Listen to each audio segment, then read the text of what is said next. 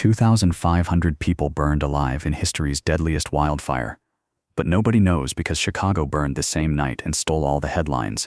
If you didn't know about the forgotten fire, send this to someone who needs to learn. Now let's discover the disaster history forgot.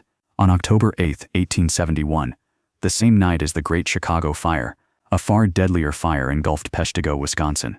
After an extremely dry summer, the forests surrounding the lumber town were tinder-dry. Small fires had been burning in the area for weeks as farmers cleared land, but on October 8, strong winds caused these fires to merge into a massive firestorm. At approximately 9:30 p.m., survivors reported hearing a roar like a freight train. Then they saw it, a wall of flames over 1,000 feet high moving at 100 mph. The fire created its own tornado-like winds.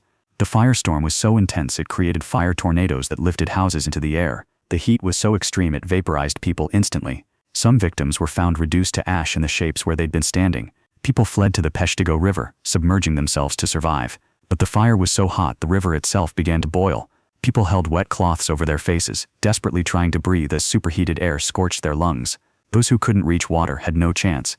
Entire families were incinerated in their homes. The fire moved so fast many people died while trying to flee. Bodies were found on roads, frozen in running positions. The fire destroyed 1,200 square miles, an area larger than Rhode Island. 12 communities were completely obliterated.